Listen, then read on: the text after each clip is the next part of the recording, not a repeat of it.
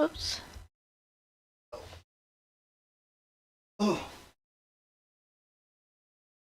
that's about it for me. Sorry, dear. So it looks like we've been live for the last 13 seconds. And I tried to make it go bigger and I shrunk it down and had to get back. All right.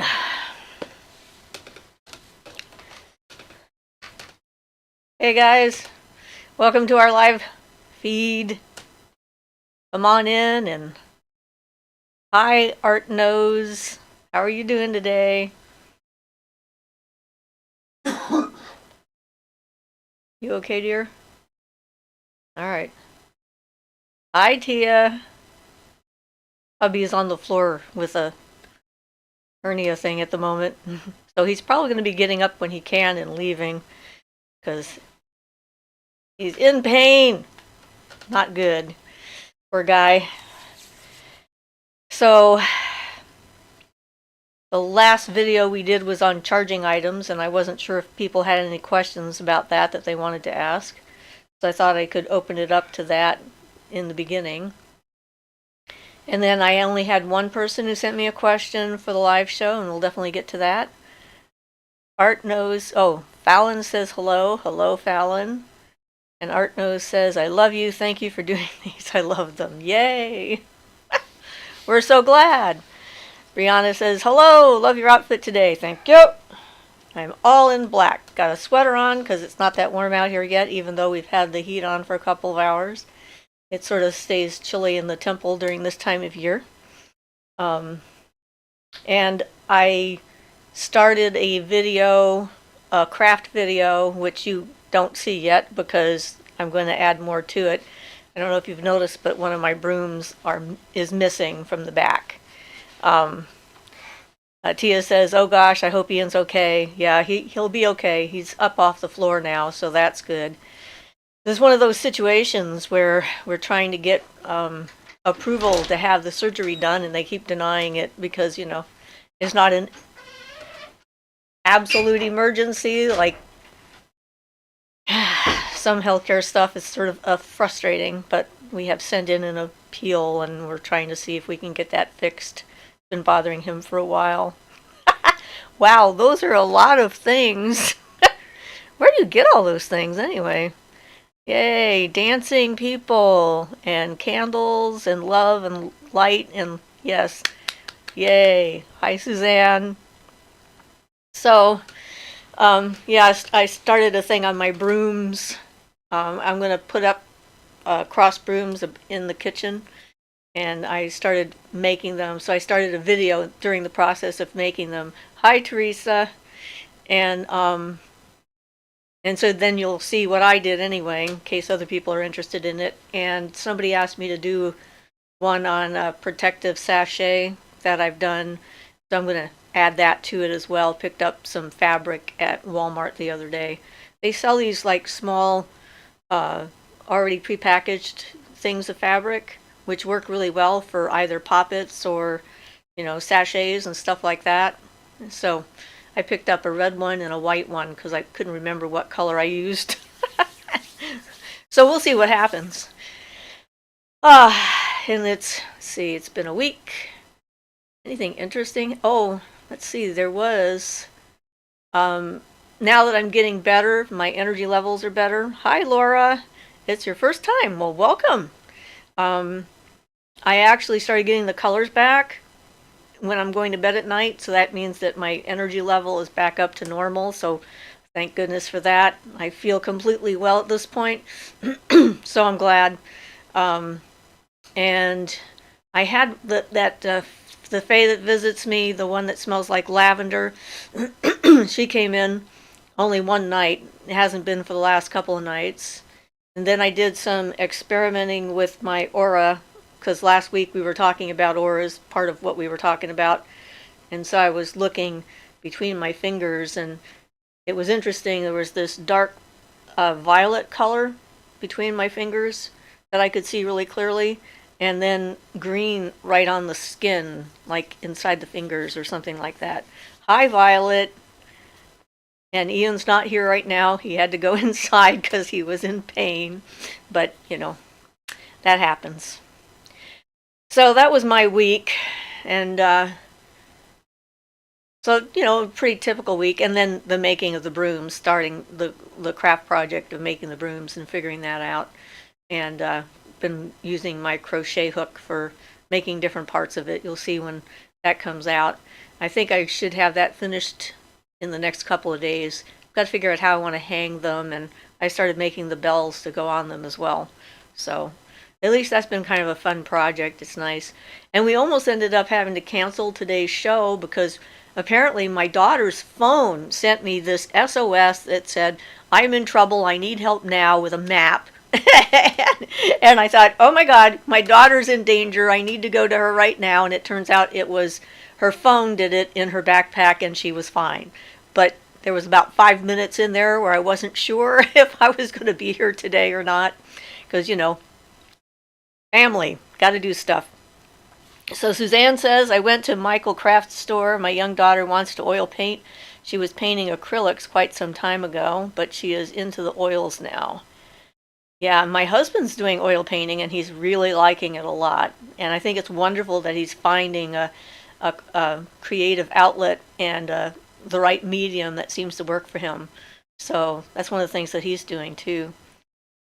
Art Nose says the lavender face sounds interesting. Yes.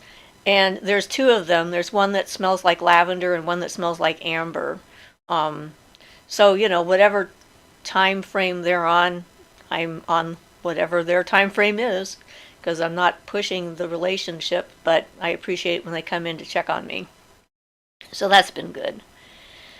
Liv says, hi, sorry I'm late. Well, you're just on time. Everything's good. We haven't really gotten into some serious subjects yet. We're just sort of catching up on things. And Laura says, that's great, Suzanne. My daughter started painting too and knitting. Yeah, having creative outlets is just really important, I think.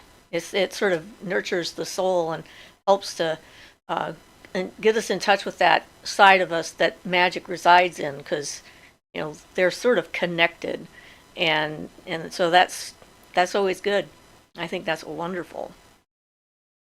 So the one question I did get from a viewer that came in this morning on my email was wanting to know sources of information about the Fae, and I have the same problem with finding what I would consider accurate sources for information on the Fae. So I only have a couple of recommendations. Most of what I know about them comes from my firsthand encounters with them and, individual experiences that I've had over the years since I was little. So most of what I know, I just get from that, from life experience, I guess. But there was a book called The Real Life of Fairies by Dora Van Gelder. She was someone else who had real life experiences and encounters with the Fae, and she wrote a book about it. And that was helpful to see someone else that was out there that had similar experiences to what I had. And then Sulamith Wolfing, she's an artist. She's passed a while ago now, I think. But her art is pretty interesting, speaking of art, because she painted what she saw, and the things that she saw are amazing. She didn't have formal training, she sort of taught herself. So you can sometimes glean things from looking at her artwork. It's pretty incredible stuff. And then there is there's a tape conversations with called Conversations with Pan, and by one of the guys that was one of the founders of Findhorn, the gardens in Scotland, and the intentional community working with nature spirits and gardening and so forth like that. And so the Findhorn information or stuff like that would probably be a better source too for more current, accurate information on what they do. So those are the only real recommendations that I have at the moment. So, can you repeat the book title? Real World of Fairies by Dora Van Gelder. Actually, I can probably type this in. because I have the ability to.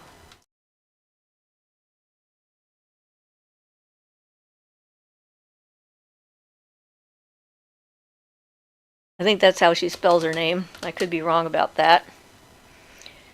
Yeah, Sulumi's stuff is so cool, isn't it? So Suzanne says, I saw one of those fairies twice, first time this year. I'm at the point we can and do manifest as well. You're welcome. Yeah, so I don't know what I want to talk about today. I'm just sitting here going, what do we want to talk about? I was watching one of those TV shows, The Dead Files, and I don't know if any of you watch any of the paranormal stuff or not, but I've noticed that, like all the other paranormal shows out there, apparently they find doorways to hell. The recent episode that I was watching, she's found a portal to hell. And I'm always baffled by that because, that's such a specific kind of thing. And yeah, it's just weird. It's clearly influenced by belief systems and so forth. And the other thing I noticed about her is that she's always wanting either Catholic priests or Christian pastors to come to do cleansings and that kind of thing in the house. So clearly there's a bias. Clearly not a witch. We do things different. I do things different at any rate when I'm doing that. So Ryder says, my very first live, it's good to be here. Hello all. Hello. Suzanne says, I said hi to the little fairy being. I don't think it's these wasps they try to say it is. It had intelligence. Okay. Well, if it had intelligence, then there's obviously there's something to it. And they come in different sizes. I mean, I've seen the little ones they sort of remind me of dragonfly size wings. The way the wings were when I saw them when they all came into my room that one day. And then slightly bigger ones that had sort of butterfly-shaped wings but didn't look anything like butterflies, at all. And so I could see how some people might think that they were wasp size, or wasps are a little bit smaller than dragonflies, but sprites are often tiny. That's kind of what they do. I think the one that came out of Ian's lamp was pretty small from his description, and it said that it was a fire sprite, so. And Ark Nose says, I love the paranormal. I grew up in haunted houses.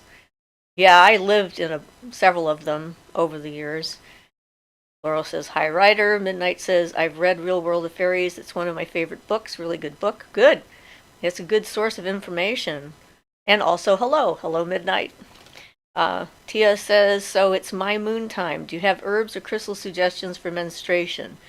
All right, so if you're having trouble with cramping, cramp bark is named that for a reason. Other things that can help with that are like valerian root, because it's an antispasmodic. If you're having slow courses, I'm not sure what, but too much blood, if you're bleeding profusely, then plantain is a tea that you can make. You have to be sure that you're not on blood thinners or anything like that, because if you're on blood thinners, that means you need blood thinners. Probably you're not, but that's always something I like to tell everybody. And because plantain is a powerful coagulant, and it can help slow down the blood courses. So if that's the kind of information you're looking for, crystals for moon, bloodstone maybe. I'm not sure though, as far as helping whatever. So what do you think of Real World of Fairies? Well, I recommended it because I liked it. Thought it was pretty good. Laura says primrose oil. 3 inches. Well, that's probably about the size of the ones that I saw then, because 3 inches is good size. That'd be about dragonfly size, I'd say. So, and it's your experience, so you're the one who knows, what impressions that you get from it, and, if you sense intelligence, if you're telepathic, clairvoyant, or anything like that. One of the ways that beings that don't have voices like we have, they communicate through imagery and feelings. So being an empath or a telepath or what have you helps with understanding what's going on and getting those impressions from them. Arcno says, what experiences do you regularly have with the Fae? Do you have ones that come around more often than others? Well, yeah, I have right now, I have the lavender. These are the bigger Fae. These are not the little ones. These are like the larger human-sized Fae. And there's one main one that comes occasionally, and he's the one that I went through the process of meeting because he invited me for a sit down, and he is sort of intense, let's say, and I sometimes have seen him riding a deer, a buck, in the distance around my house. I have another friend who encountered him at her place and had quite an intense encounter with his presence. When he came into our temple, my husband felt him, and that's not common. He's not as sensitive to those kind of energies as I am. And so, and it was a fairly intense encounter with him in here. And it was after that encounter that the lavender Fae, which is a more feminine, softer, but still the same human size kind of Fae, started showing up in my room. And it was clear at the time when that happened that he sent her because I asked him to, not freak me out. It's always nice not to get freaked out when you're encountering something a little bit more than common or more than usual. And it seems like she is like a mediary at the moment between me and him. And then she brought along the amber smelling Fae. And so that's sort of where we're at right now. And they come and visit me fairly often. I often have the little ones around me. That's kind of a common thing people have seen. They are attracted to my energy field, to my aura, and I can tell when they're there because they make me giggle and I get quite happy. So that's I guess one of the things. Tia says, needed help with cramps. Okay, do yoga, but I can't do it everywhere. This is true. If you can get someone to do a massage on your lower back, you have to bend forward and be sort of standing up in order for this to work well, at least when I had it done to me. And massaging those muscles that are right along the spine, up in there, that can sometimes help. And a hot water bottle on the back. And if it's just a regular hot water bottle, you can put it on the front because it's not going to get hot enough to do any damage to the intestinal organs in there. But heat always was helpful to me. I can't say at this point that I miss it. I'm like, thank goodness there's a time in my life when I'm not having that happen all the time. So, Nimmy Trouble? I finally caught it live. Yay, welcome. Suzanne says, I see dragonflies. I have a seasonal type marsh in my yard. Decade and a half, etc. This was different, never saw until recent. Well, yeah, like I said, I've seen spirits, paranormal all my life, but the fairy was a first. Congratulations. Since we went to that cabin in the woods that was on the power spot, and I started having my sight like severely opened up because of being on the power spot and seeing the giant beings and stuff like that in the sky, and that's where I had that experience that we talked about last week with the light from the moon and the trees coming together. I also started practicing that soft eyes in the evening twilight and saw all kinds of different fae that were out there. I mean, that's the most I think I've ever encountered in my life. And they were like so many different sizes and shapes and types, and there were even houses and things like that that I could see in the trees. There was a place across the way that there was no cliff over there. There were no rocks, but all of a sudden there was like this stone structure, like castle carved out of a rock face or whatever that I could see, and Ian could see it as well, where there were gnomes and I even saw some ogres, I guess. They looked like the traditional pictures of ogres, and the fairy queen, I would think, the one that I saw in the one bush, is like the most beautiful face I've ever seen in my life. It's sort of hard to describe, and it would come and go, and then it would when it came into view, it'd be so detailed, not like an idea, but like a real vivid thing. And I wish that cameras could capture some of that stuff. And since then, when I go camping and so forth, I practice that to see what the local fairy folk are up to and just sort of visually encounter what's happening where I'm at. And it was at one of those camping trips that I saw my cat, and when we came home, found our cat had died, and it had come to visit me. And I've had animals do that I've owned. I've had a lot of cats over the years because they have such a short lifespan compared to ours, and I have had cats. I had a cat when I lived up in a desert area that came to tell me that he had been bitten by a rattlesnake and then eaten by a coyote. We never did find him, but it's sort of interesting to me that my animals will come and let me know what's going on and check in with me. And I've had Charlie, who was one of our cats, actually visited after he died. A few years after he died, he started coming up on my bed, and I could really feel that he was there. So that was kind of interesting too. That was I've had that happen one other time with a pet. Okay, so yes, Midnight says, do you have any spells or rituals for motivation and getting things done? I find it hard to get things done without procrastinating heavily or getting distracted, even for really serious things. I'm not sure about that because I sometimes have that too, and I think sometimes it's not a bad thing. Sometimes it turns out to be because the things just aren't lined up right yet. But different kinds of meditations and things like that to help you focus, I guess. I don't know, we all have these different challenges we have to figure out how we're going to meet, and magic isn't always the answer. But for focus and concentration, things that would relate to the mental plane would probably be of assistance, like cinnamon is related to Mercury, and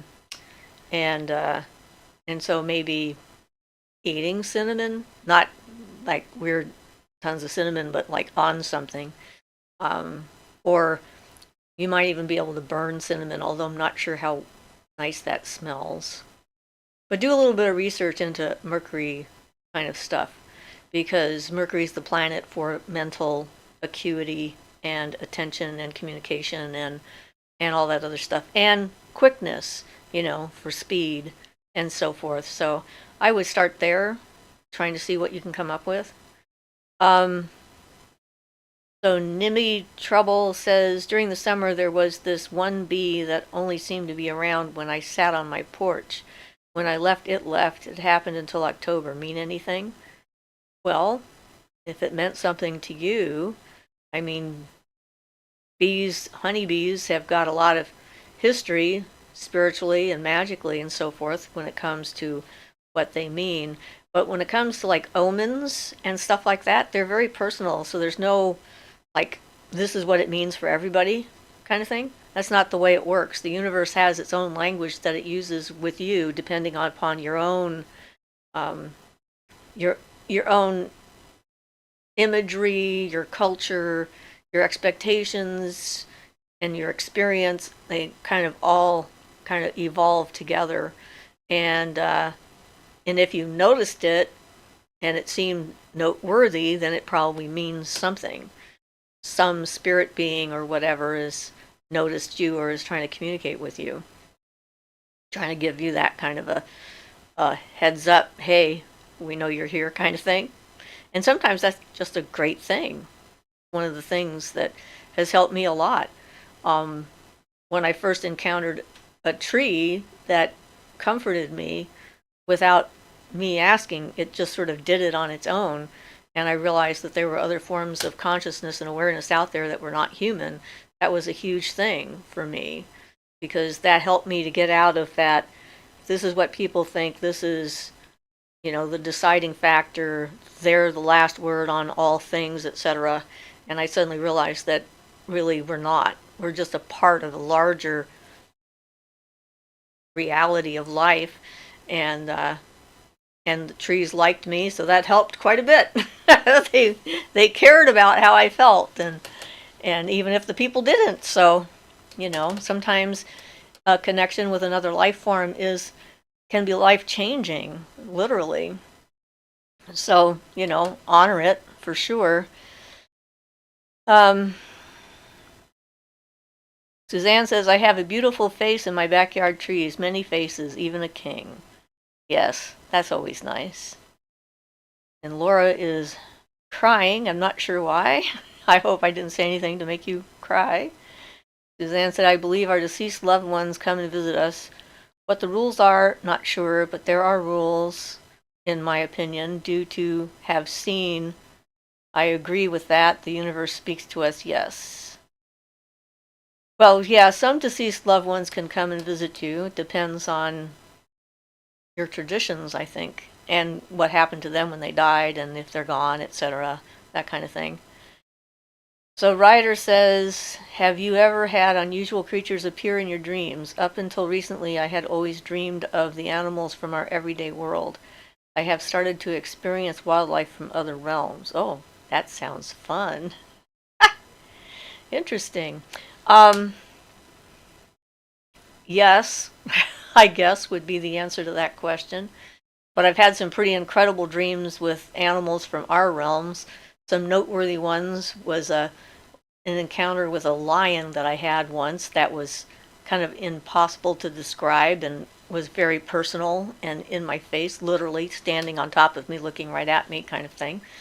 And then another with a whale. Again, a very intimate connection with this whale. My power spirit animals, the black panther that I have, that happened, became pretty clear to me in a dream. Someone was, for some reason, trying to send me negative stuff in my sleep.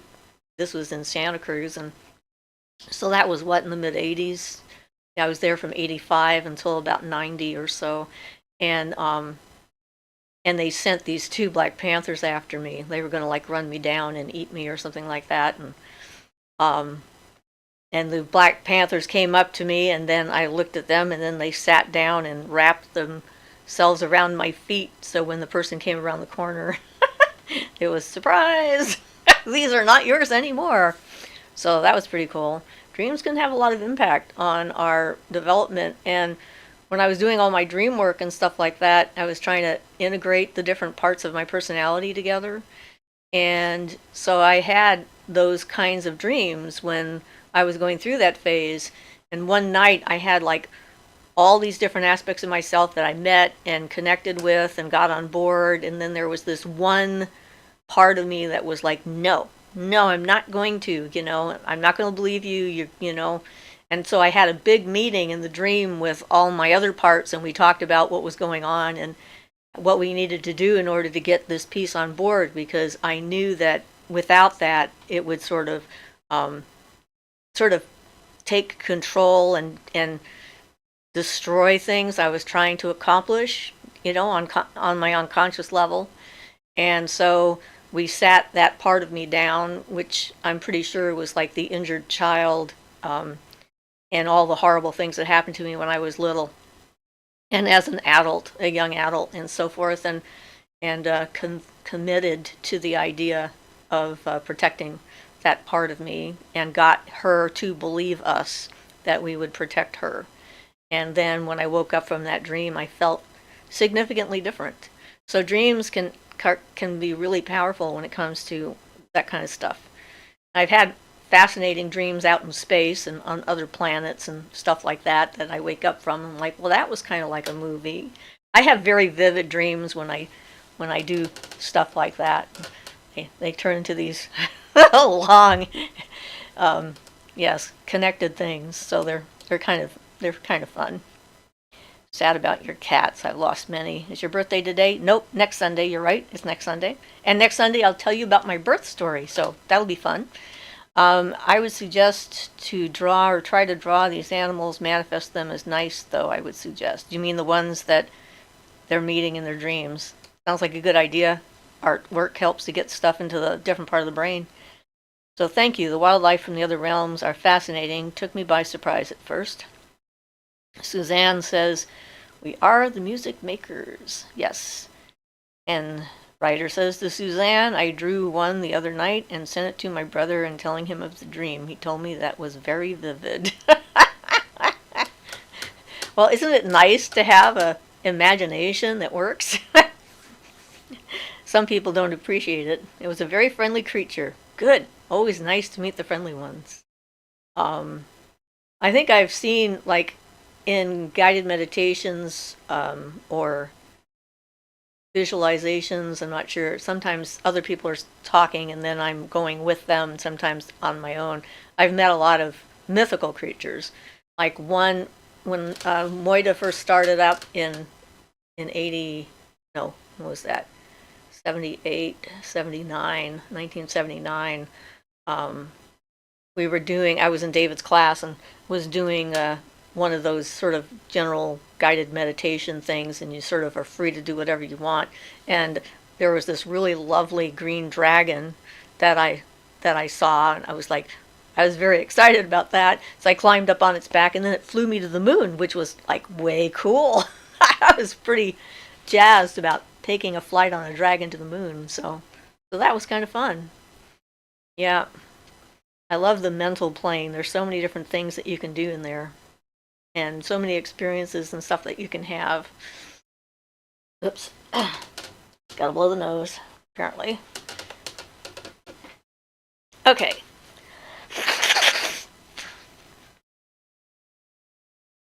Well, I started rewatching A Discovery of Witches. I was very excited to see that the second season was coming out, so we rewatched the whole first season, so that was fun. Suzanne says, your awesome beautiful laugh helps seals the beauty of the manifest we can and should bring forth. Yes. I like laughter. I am just me. That's kind of the way it works. And apparently that's not okay with some people. I was thinking about that. It's like realizing that I've had historically, meeting people in person often doesn't turn out as well as I would think, because one of the things that my husband and I think about is the fact that we've cleared a lot of our own thought forms and larvae and stuff like that out of our aura. And what happens when someone who isn't ready to deal with their stuff or has a lot of stuff to deal with, kind of thing, and their energy field and ours sort of has this combative nature to it, because it makes the thought forms and larvae agitated, because it doesn't like being around something that's clear, because it sort of puts everything into, makes it highlighted. And I think that that's the reason why I've had so many negative encounters with people over the years. People think I'm intimidating. And, I don't feel like I'm intimidating, but they think I am. And partly that might be because I'm a well-defined individual. I mean, I've chosen to define myself, so I know what my boundaries are and that kind of thing. So Midnight says, you help me feel more awake. Thank you. You're welcome. Do you practice meditation every day? Do you visit the other realms often?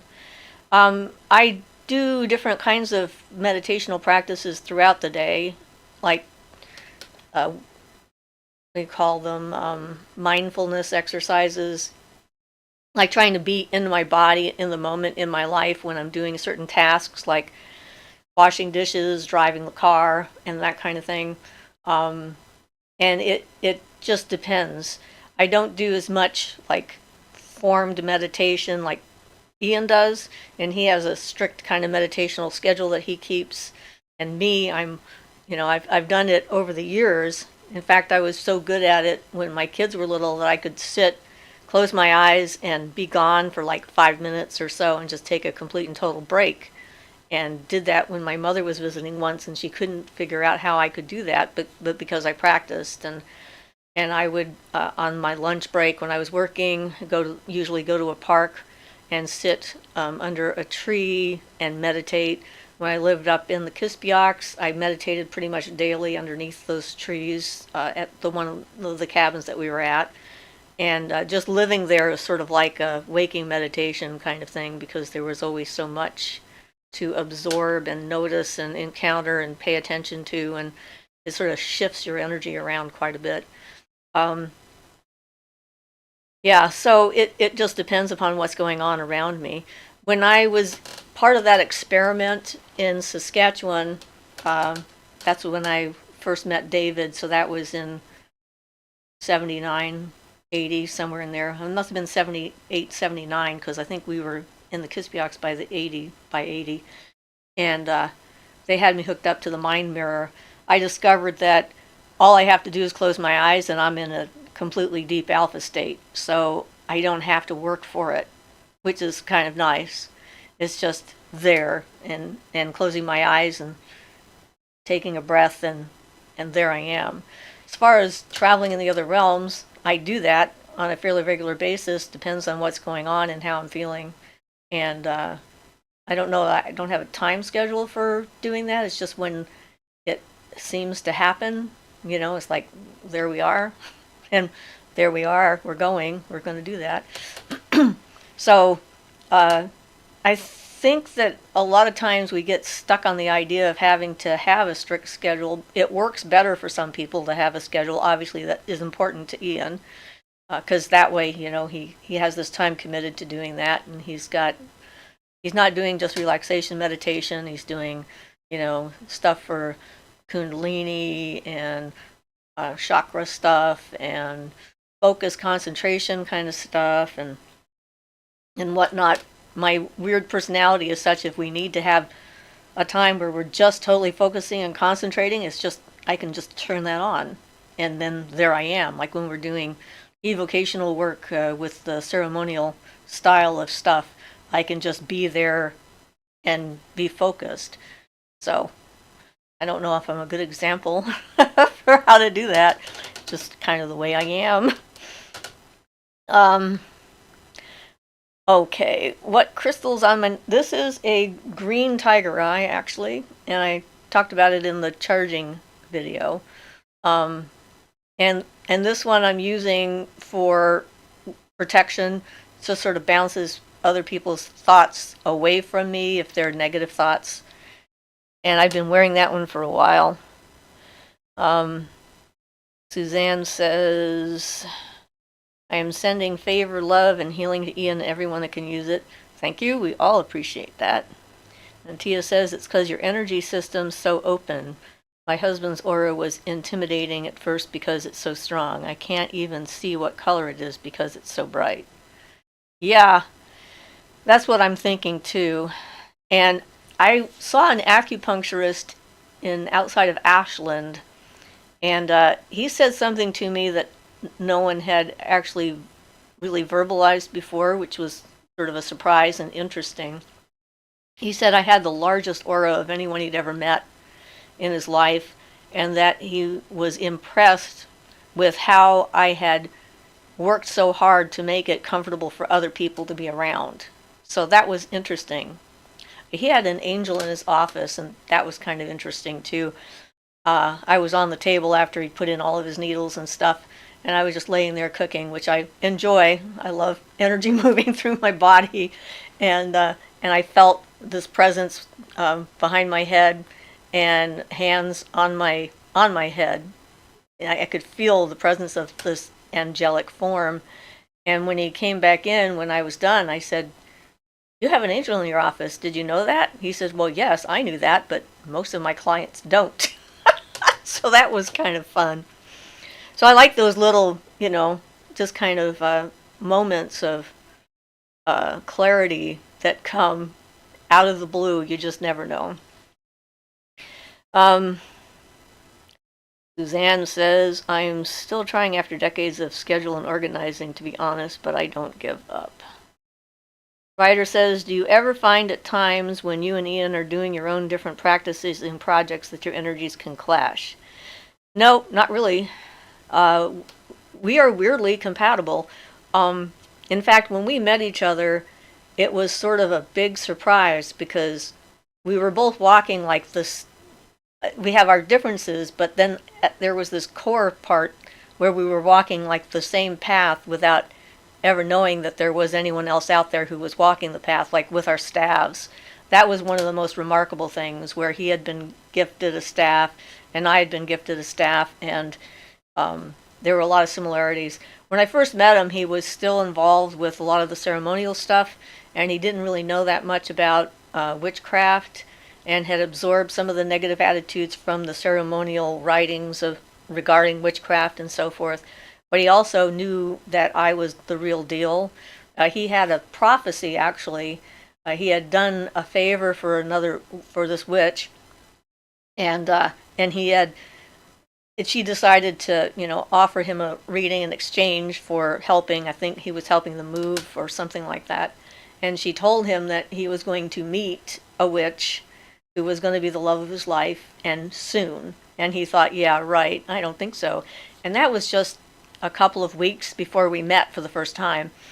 And we met at a pagan dessert potluck, which was entertaining in itself, because I get high on sugar. It makes me kind of drunk. And he wasn't sure what kind of a person I would be because of my name. He thought I might be some new age person or something, I don't know what. But he changed his mind immediately. And when we first met, I'm interested in people. I like to know what people do, how they think, how they feel about stuff. And he was actually engaged to another woman when I first met him. And but she was a Mormon, okay? And he had decided he wanted to make sure she knew what she was getting into, so he had sent her a whole bunch of books about Crowley so she would know. And I heard that and I thought to myself, aha, he is going to be available fairly soon. And indeed he was. She totally freaked out, and and she wasn't the right fit for him. But most of the time we get along really well.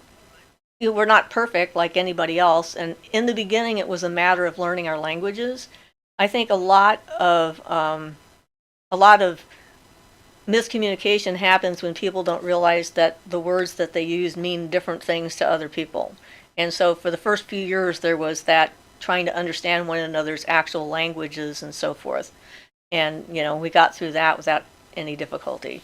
And I participate in the ceremonial stuff with him, and he now participates pretty fully in the witchcraft stuff with me, and we sort of melded the two together. So, he makes me sigils or I have like little sigils all over the place that he's made to make me. So it looks like I have to, message was held for review. Wait a minute, hold on. Now I have to actually do something here. Just found your channel, Char says, last night. I plan to binge watch all of your videos very soon. Well, good, have fun. We've got a lot of them out there now. Michaela says, hey there, I feel you answered this kind of question before, but how do I interpret frequent synchronization? And when is it deemed a premonition versus a causal indicator you're on the right track? Well, I guess that's going to depend upon how often they are and what they are. So I figure when I get a lot of the like synchronicities kind of thing throughout the day, I figure that means that I've been looking into the future and where I'm going and where I need to be, and that tells me that this is the path that I figured I should be on, and I'm following it. For me, the premonitions, it depends on what's going on. Like, I had a premonition about the COVID virus. I had a dream about it before it started. That was a very clear indicator to me that it was a warning and what I needed to do to stay safe, and that I would get through it okay. And so it's going to depend on your own internal language systems. I need to see what this says. Oh, that's all it said. Boy, these people are silly. Okay, never mind. So, I mean, the language that the universe uses with you is going to be different for every person. And you're the only one who can interpret the signs by paying attention to what they are. And practice and experience will tell you the differences between, this is just like a weird little synchronicity, but this is like a warning, don't go there. I'm not sure what kind of premonitions you might have, or if you have full-blown premonitions or not. When I got them, they were pretty much different from everything else. So there was no mistaking them. Although I sometimes really hoped I was wrong. Like when I was in a car that was going to be in a car accident. I didn't care for that one at all because there really wasn't anything I could do because I was in the car. And I thought, yeah, maybe I'm wrong. Nope, I wasn't wrong. It happened. But I survived, so I'm here. Yay. So Midnight says, do you think it's okay to have imaginary friends? I have a lot of them, so if it's not okay, I'm in trouble. I guess. That's the way that works. I guess it depends on what kind of imaginary friends you have, whether they're nice friends or not nice friends or something of that nature. So Suzanne says music is big with my hubs and I, so a commonality is great. Yeah, we just really love each other a lot and like each other for who we are, which is so rare, and it's wonderful. I really like being with my husband. Violet says Crowley books. Yeah, way to go, Ian. Yep, that was a pretty much, I'm running the other way, never to see you again. And then after we got together, she started writing to him, trying to get him back. She was one of those people that, like, I don't want him if he wants me. Now that he doesn't want me, I want him, kind of not very healthy individual. So it looks like you have, I'm not too sure, but Ascended Master near you on your left.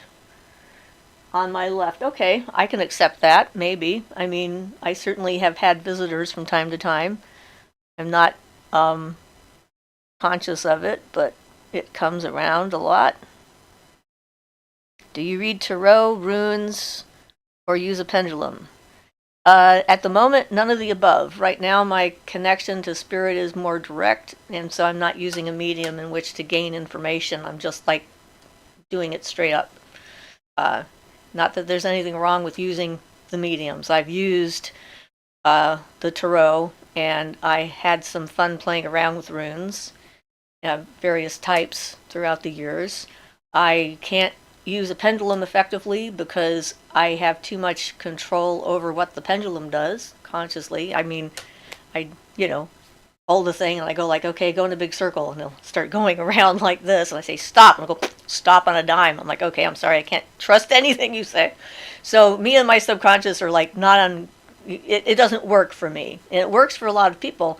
And any divination system, that's what it is. It's a way to kind of do a run around your conscious, logical brain, your rational side, and allow your intuition to have an outlet and to give it a reason. This is now the reason why I know this. The tarot cards told me. It's not me, it's the tarot cards. It's not me, it's the runes. So it depends on where you're at as far as what that goes. Suzanne says, many people had no clue what was coming.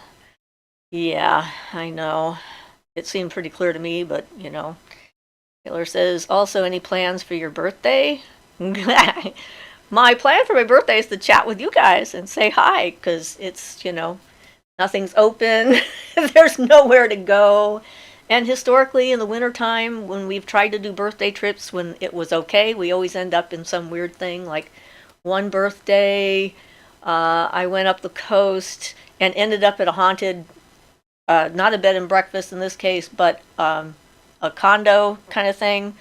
And so I didn't get any sleep that night at all. I had ghosts from the haunted lighthouse down the road came up to visit, plus the haunted buccaneer guy, pirate or whatever he was, that was there on the property. And so that was interesting and not relaxing. And I have a hard time not talking to people about things when something like that happens. And so when we were leaving, And, the guy says, well, how was your stay? How did you sleep? And I thought, I'm never going to see this guy again for the rest of my life, so what the hell? I said, do you know you have ghosts? And he goes like, yes, tell me everything. My wife doesn't believe me. So we had a nice little chat about it and told him all the things I'd seen. And he says, well, that guy, I've seen him. He's here, but those other ones, they sound like they're coming from down the road at the lighthouse. And I'm like, what? I hadn't lived here very long, so I never know what's going to happen on my birthday. So, hanging out, staying home is good. Just hanging out with my friends, my hubby at this point, because we're trying to stay, safe and whatnot. So Suzanne says, oh, unfortunately, yes. Teresa says, I really connect with the spirit of place, plants, animals, and its overall energy. Would you call that a connection to the Fae, or at least the beginning of one? Well, the world is alive, and that is, yes, connecting to a place like that. It's tuning in. Okay, looks like I have to go back up a little bit. Okay, there we go. And yeah, when I lived up north, connecting to the earth around there was easier because there were fewer distractions, but connecting to the tides and the movements and the seasons and the animals, and I have this thing like when I'm driving down the road, a lot of times I can feel certain animals and I know that they're in that direction at a distance, like bears and deer and coyotes sometimes. So it's a good thing. I think that's great. Do I believe in angels? Yes. I have met some. I have two of them, two guardian angels that have been with me since I was little. I don't think angels are Christian in particular. I think that different cultures have adopted them and named them different things and so forth, but I have definitely seen them and I know that they're real, whatever they are. Tia says, I got warnings about the virus too. Not as clear, but back in October, my intuition just kept shouting at me to take my grandma to the doctor, so I did. Oh, good, I'm glad. October 2019. So just before. This is 2000 and, yeah, okay. Michaela says, that's very helpful. I think I just need to take more time to interpret the symbols. Thank you so much. Good. Suzanne says, at midnight, as long as it doesn't lead you to doing anything harmful to you or others. I don't think it's a problem having imaginary friends. Yeah, that would definitely be the thing, like any other friend. You don't want them to have you, influencing doing bad stuff. Violet says, I have found when I invoke energy, I can become exhausted easily. I noticed this the day after. Any thoughts? Like maybe I should skip that now I'm older? So invoking, that means you're pulling energy into yourself, or evoking, you're trying to manifest something outside of yourself, would be question one. The other question would be, what energy are you using to do this? Are you using your own personal energy? Are you pulling energy from the earth? If it exhausts you, you're probably using a lot of your own energy instead of energy from the planet or the air, spirit, that is accessible. So, grounding after you're done or before you even do it can help. Eating right afterwards, because magic is hungry work, even when we do all the things right and we are not exhausting our own resources of energy. So yeah, you don't want to take your reserves down to nothing, and you want to, experiment with doing it in different ways, using maybe some kind of a source that you've put energy into already. If you have a tool that you charge up, or a stone or whatever that helps you more energize. But just remember, you need to take care of your physical body, and that's one of the reasons why it's a good idea to learn how to use energy from other sources, so that you're not depleting your own vital energy. You don't want to get sick, so that's not good. So Art Nose says, do you see ghost spirits often everywhere you go? Well, it just depends. I don't go looking for them, but I go to a class, I go to some random hotel, and then walk across the street to this restaurant that's the only one around, and walk into a haunted restaurant, so that happens. And go to like a bed and breakfast, and one kind that the ghost knew I was there, so they came to say hi, and I told them they couldn't come in. Or ended up at the place with the pirate buccaneer guy or what have you. I'm sensitive to them, and there certainly are plenty of spirits that wander around all over the place, but I don't go searching them out, and I've protected my house so that I don't have them wandering through my house. That's kind of, this is my safe space. This is, my boundary is set. It's like when I'm sleeping, I want to be able to sleep and rest. I don't want to be harassed, however they think important it might be to them at the time, when I'm trying to rest and sleep. And so you have to have your boundaries and that kind of thing. I have gone into, see, we were in a restaurant down in another, before all this started, a small little restaurant, and I went to the bathroom to wash my hands, and I'm washing my hands, and all of a sudden I feel a large presence behind me with his obviously male hands on mine washing hands. And then I'm like, yeah, there's a ghost in this bathroom. And so I went back to the table and I told Ian. He goes like, they did not want to hear that there was a ghost in the bathroom. Like, and then he had to go to the restroom. I said, well, go to the one, the farthest one, because I want to see if you pick up on it or not. Like, meh. And he comes back. He says, yep, there's a ghost in the bathroom. But I couldn't get any permission to get in there to do anything about it. And so some I can help and some I can't. And it just depends on what's going on. And people contact me.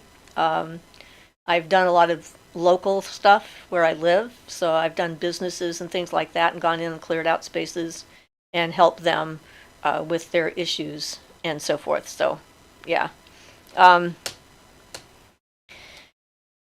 So I guess it just depends. Joey says, what are your thoughts on shadow people? I've seen video evidence from some ghost hunter television shows, and they don't appear to be human, but do have humanoid shapes.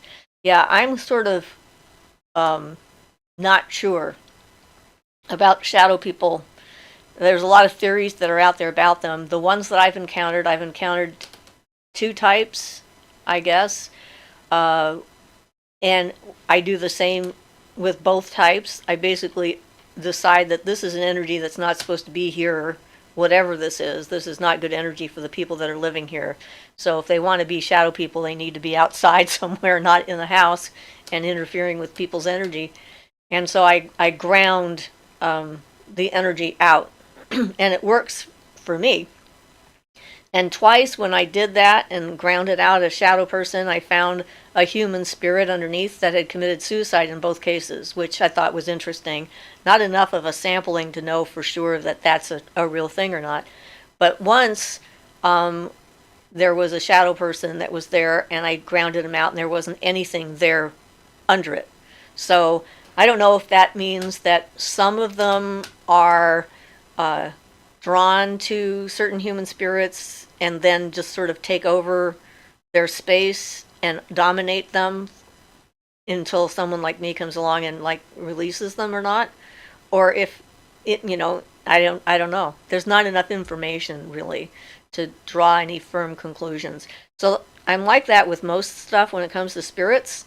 It's like I don't want to draw too many conclusions based on not enough experience or information, because once we start drawing conclusions and think we actually know what's going on, that's when we miss stuff. Because if it doesn't fit in our preconceived notion of what reality is or should be, then we don't see it, which I think is the main reason why a lot of people don't see the Fae, is because, when they're little, they might see them, and then the adults tell them those aren't real, they're not really there, there are no invisible people playing in the flowers, there's no little things flying around, it's just all in your imagination.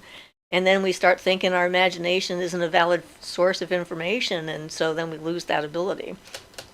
So that's what I try to do when I encounter things. Let me see where I'm at here. So you guys have continued to talk while I am... Whoops, don't do that. That's not the right thing to do. Okay. Midnight says that he or she creates them for comfort when life gets too much sometimes. Joey says, and happy birthday. It's next week. May the coming year be filled with blessings, happiness, good health, and prosperity for you. Yay, thank you very much. I'll take that. Thank you as always. You are so helpful. Suzanne says, at midnight, it's fine with me. We are the music makers. Devil Blue says, blessings, Siofra. Hope all is well. Are you going to bake a nice cake for us? You can't eat my cake. You're over there. Make a fairy offering, too. Well, yeah, I think I will do that, actually. I was thinking about making some rice and milk and honey and putting it outside for the fairies on my birthday. That seems like a good thing. The Witch of the Meadows says, hi, recently found you. This is the first live I've caught. Welcome. Thank you for joining us. And Midnight says, what do angels feel and look like? They're sparkly and they're bright. And I like sparkly, bright things, so I see the wings. When I was little, I remember going into church and seeing these angels in the church, and they were all so, I mean, the energy is just bright and lovely. It didn't have any foreboding or anything, and I couldn't understand why the people were so unhappy in the church, because there were all these wonderful bright spirits floating around. And when I was crossing over to the other side and they kept bringing me back, it was the sparkling white stuff that got me, and it was very much like the light tunnel going to the other side. And I saw them, and I started floating up to them, and then I saw the tunnel, and I started floating up that, and then they brought me back, and, finally said, hey, we can't bring you back again. This is it. This is the third time I went up there, so... the ones that I've met when I'm doing my work on the mental plane, when I've encountered other people's guardian angels, it's been interesting. And usually by how they appear tells me something. Like when I had that one woman who had a psychic vampire sucking energy out of her, and I went to her place. She was in another state somewhere. And I saw her guardian angel hiding in the corner. I took that as a warning sign that I needed to be careful, and I used a shield that I have that was thrown into my third eye once, that has been there for a while, and that was right after I met Ian that happened. And so, I took that as a warning. I've tried to get information from them more than once, and usually I can't seem to get any useful information. I had a long distance healing I did on an infant that had two guardian angels like I did, or like I do. And I asked them, am I supposed to heal this child? It's like, is this meant to be? Or, and they're like, this is a human thing, we can't interfere, it's up to you. And I'm like, So I haven't gotten much in the way of detailed information from them. They're just there, and mostly they seem to be positive, at least the ones I've encountered. And that could have something to do with me and who I am, too. I don't know.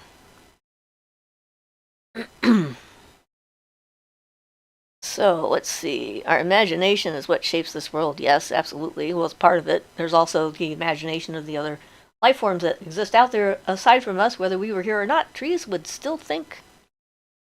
And so would rocks. They would just not think about us, because we wouldn't be here anymore. Madi says, greetings. So hard dealing with skeptical people, says Laura. Yes. Devil Blue says, that is sweet, just symbolically baking a cake for us so we can sing you happy birthday over here. And, well, okay, that sounds like not a bad idea. So Art Knows says, have you written any books? No, I've actually, well, there's books about me that David has written. He's written 3 or 4 books, I think, about me, or about the channeling that I did during the 80s, whenever that was. No, 70s, early 80s, yeah. And chocolate is my favorite kind of cake. And just so you know, if you're going to make me a cake, make chocolate cake. That's always good. Chocolate icing, chocolate cake. So, I mean, I have, like, on my computer, I've written down some of my stories that I've shared with you guys. And, thinking the idea of trying to share that as a book, but I haven't decided that I'm going to actually write a book. I like this way of sharing the information. It seems to be more natural for me. I'm a storyteller. There's sort of the way I am anyway, so that works. All right. So I think I actually caught up here.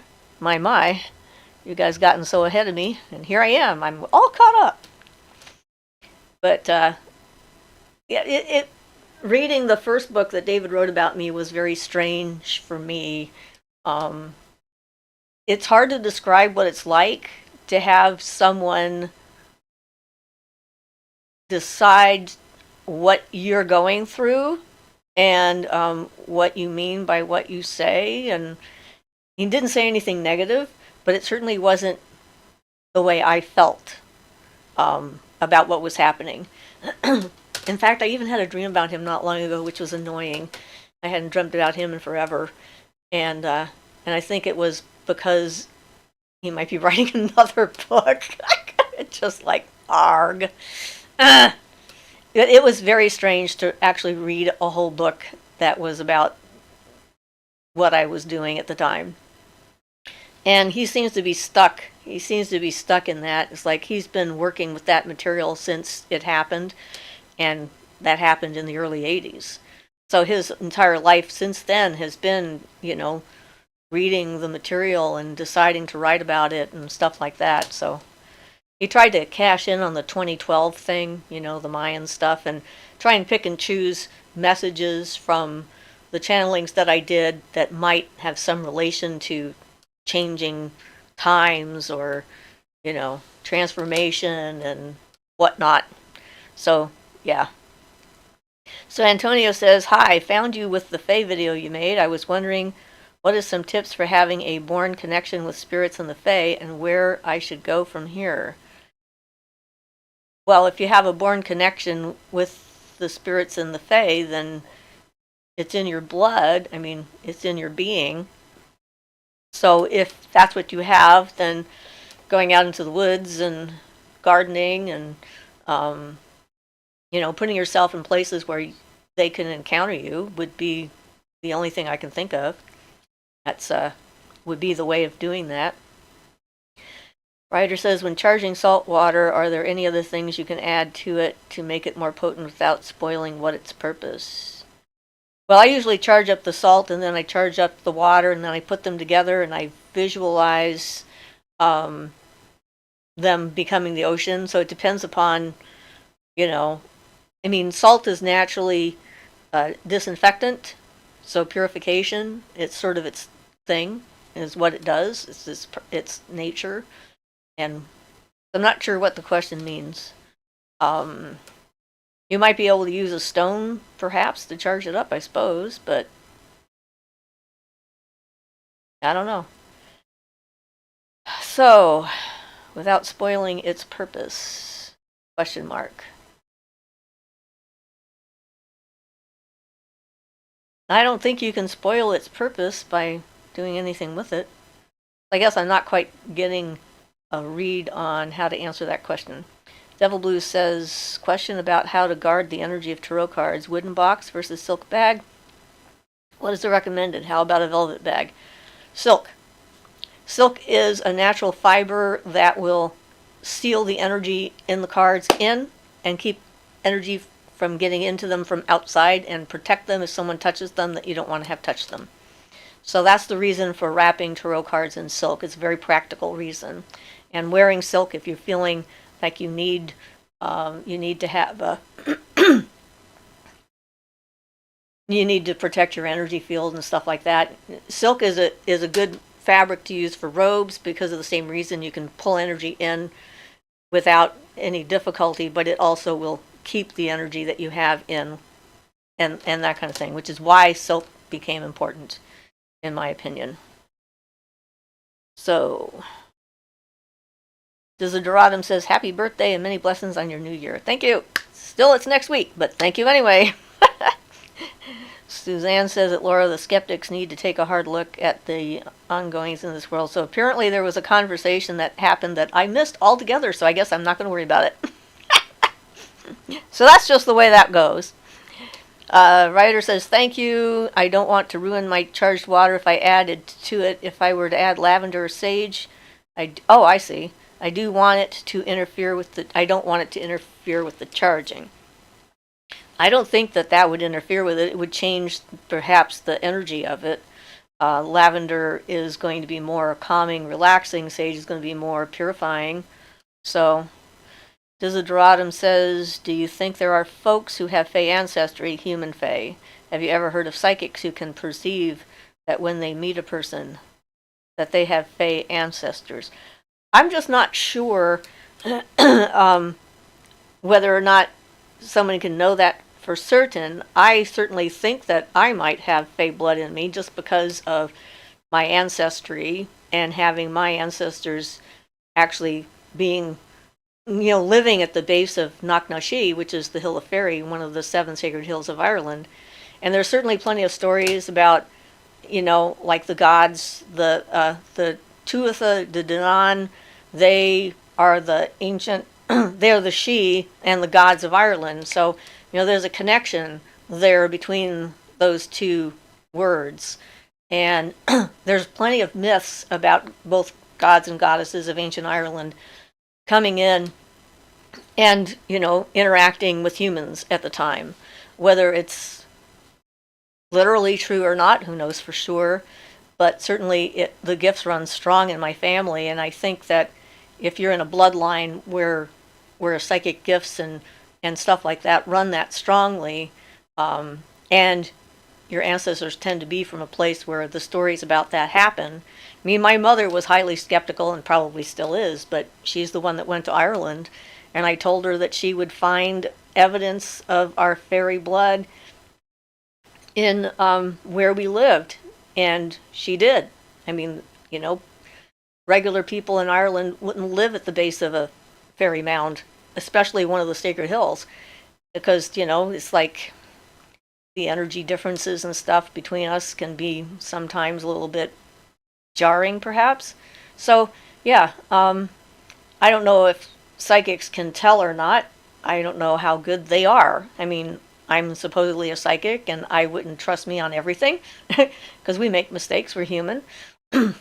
And when people are told stuff like that, it can change their whole way of thinking about things, so it can be a rather impactful thing to do, depending on the person. If the person is easily swayed by someone who appears to know more than they do, then you can have that difficulty. And it can, shove you off your path or whatever. I don't know. But I think I have fairy blood. I can't prove it, but I think it's there. So Suzanne says, I just pulled tarot. Siofra is a real deal here. Well, thank you very much. I feel like I'm real. Devil Blue says, thank you so much. Thank you for your time with us today. You're welcome. Laura says, people will think you are cuckoo if you tell them you've seen a ghost. Yeah, well, they think I'm cuckoo anyway, so, just adding that to that. But it's surprising how many people have actually seen a ghost. I mean, more people have had that kind of paranormal experience than just about any other kind that's out there. And more people believe in the idea of ghosts than they do almost any other kind of paranormal event. So I think when I lived up in the Kiss box, I had all these people, over through my life, I've had all these people that are like, tell me these things that they've never told anyone before in their life. And I'm like, you guys really need to talk to each other, because, you're not as alone as you think you are. It's just people are so afraid of being judged as being insane and ending up in an institution. I had a friend up in the Kiss box who was horrified that I had a counselor, a psychologist I went to, and I talked about this kind of stuff with my counselor, and she's like, you shouldn't do that because they'll put you in the loony bin. And I'm like, they know I'm not insane. I may have some outlandish experiences or ideas, but I'm very grounded, and I know the difference between, this reality and the other realities I might be participating in. I'm not at risk of harming myself or someone else, so it was never an issue, but I understand the fear. And I just apparently can't help myself. I try. I mean, I have this voice in my head that says, don't tell anybody that they're going to really think you're nuts if you share that with them. And then someone asks me a question and I blurt it right out. It's like, oh yeah, that happened. And I'm a confessor, I guess. Like, I do something really stupid I did driving down the street one day, and there was a person in front of me who's like acting erratic. He's like in and out of the lane, and then all of a sudden slows down, and I'm paying attention to him and not the rest of the road, and I go around him, and then there's a school bus with the lights on, and I ended up going by the school bus with the flashing red lights. And I thought I shouldn't tell anybody that. As soon as I got to my office, the first client, I said, "Guess what I did?" And I tell them. So yeah, I'm kind of honest when it comes to that kind of thing. So, anywho, any negative aspects of having Fey ancestry? Well, I don't have any physical deformities as far as I know, and not that I know of as any weaknesses either. So, I guess that might depend. Do Fae live in cities? Well, if there's any life form in a city, you got a park, you got a flower.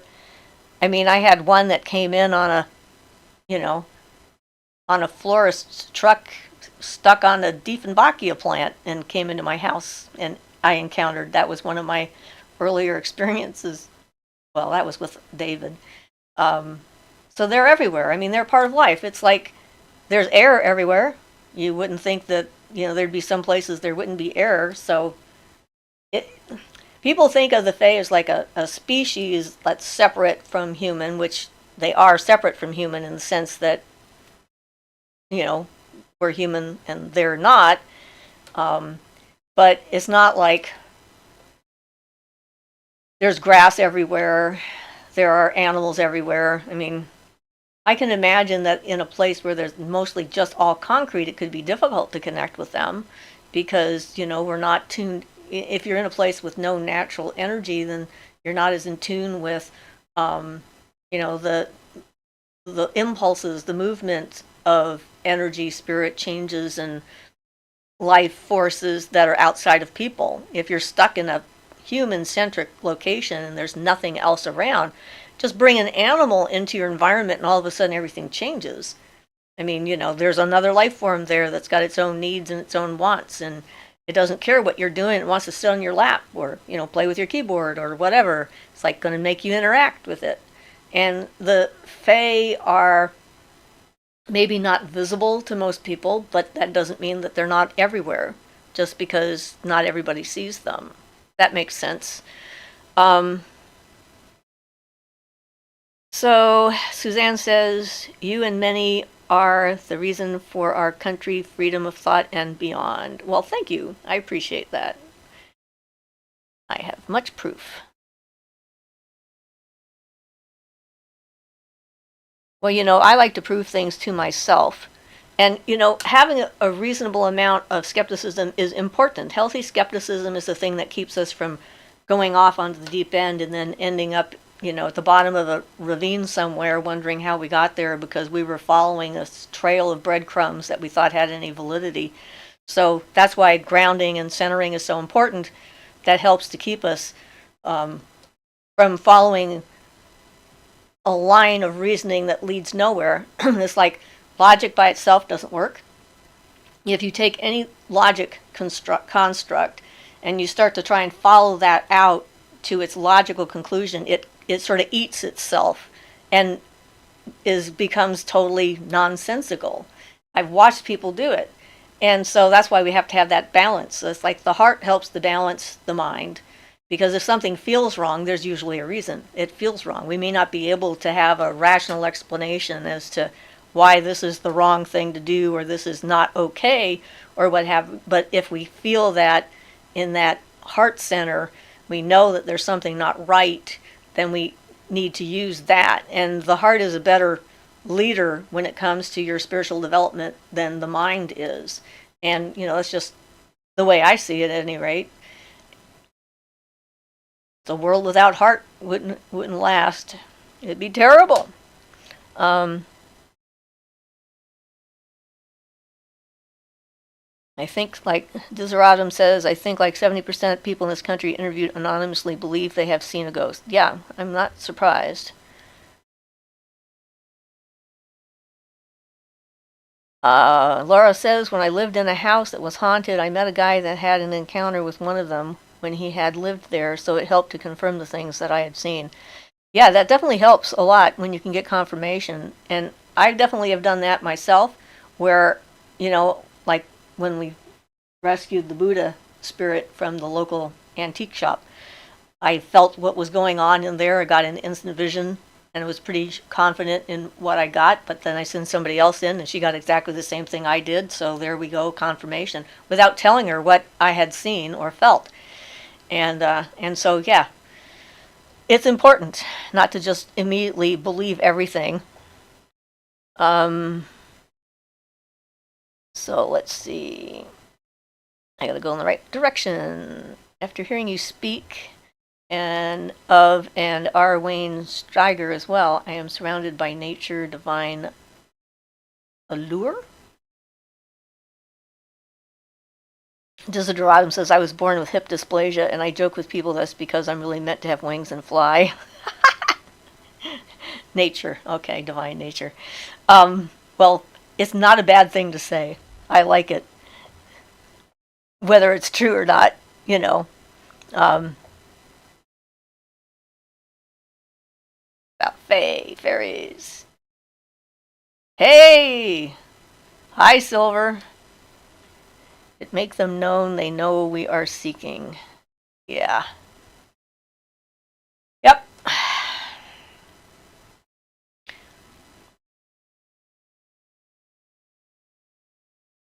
You guys have got all kinds of great symbols in there. I see bees and Venuses and hearts and happy faces. It's always great. All right. We're getting up on 11 or an hour and 20 minutes, so we got about 10 minutes to go. Keep doing your thing, YOLO.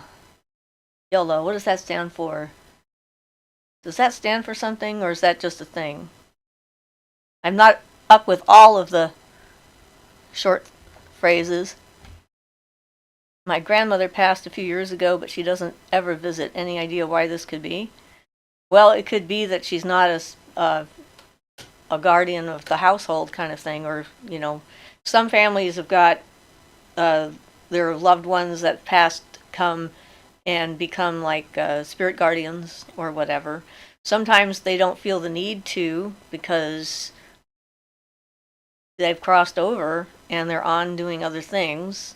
I don't know for sure exactly why your grandmother might not be visiting you.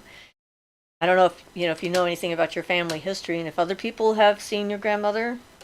You can do what you can. You only live once. Okay, thank you, YOLO.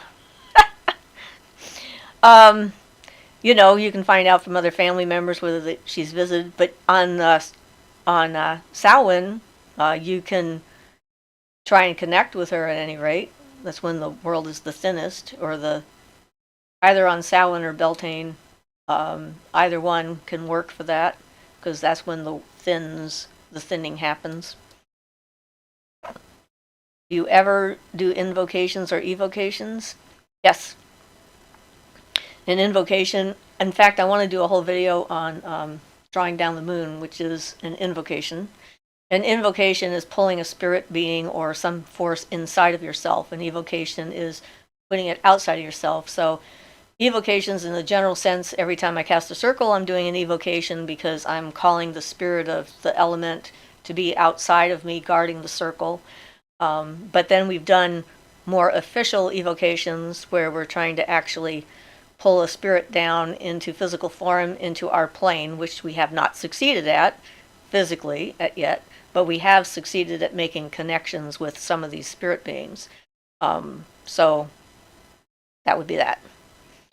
Kristen says, hey, Siofra, I was wondering, is there anything you could recommend to beginners, something you wish you had known sooner? Turning 30 in a couple of months, and I'm feeling a little down about it. I have no idea what I can recommend to beginners. I was born this way, so although I started finding out about it more officially in the early 80s, it was just sort of always there. So trusting yourself may be the thing, and not worrying about how long it takes, because it's not a race. It's about being in your body, being in your life, being in the moment, and being where you are and trying to get as much out of the experience as you can and paying attention. So I guess that would be about it. Taylor says, I think I asked this question before. What are your thoughts on seats? I've been finding them here and there. I enjoy finding them, so I guess that's good. Just curious about the chat's thoughts. Seats? What kinds of seats? Seals, maybe? I'm not sure what that word is supposed to be.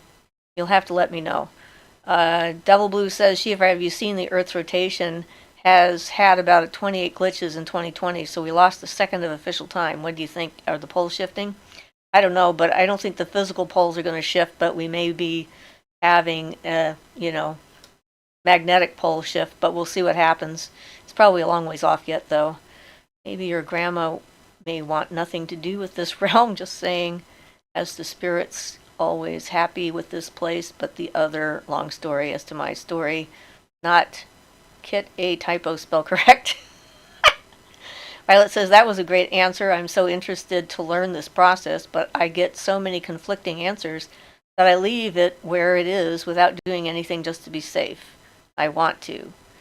Well, knowing what you're doing is definitely important, and if you're going to invoke something into you, and that's the thing, is the literature is replete with the misinformation. Most of the time when they're talking about calling in the elements, they talk about it being invoking, and it's pretty simple. In is inside, and E is outside. It's like, that's just the literal definition of the word. So it helps if everyone's talking about the same thing. Sunflower seeds, popcorn seeds, different types of growing plants.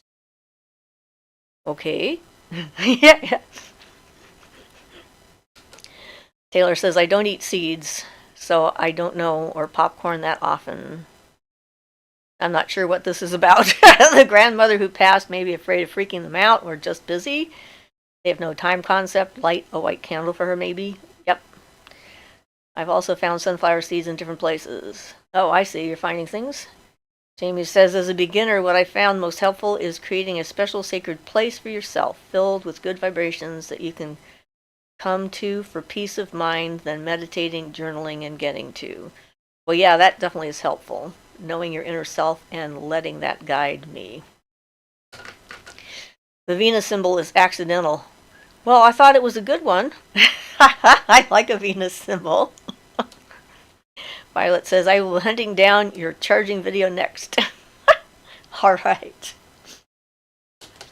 So apparently now I need to make a cake for myself and have candles on it so you can watch me blow it out next week. This is what I'm getting, right? I've had Spirits channel for what I have had Spirits channel, or whatever people may want to call it. I've got info like that from them, if that helps. Are you a medium, Suzanne? Is that what you're saying?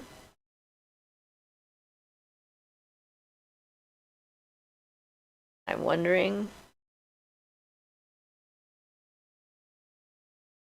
Happy birthday. Woo, party! Yeah, it's too bad I can't see you guys.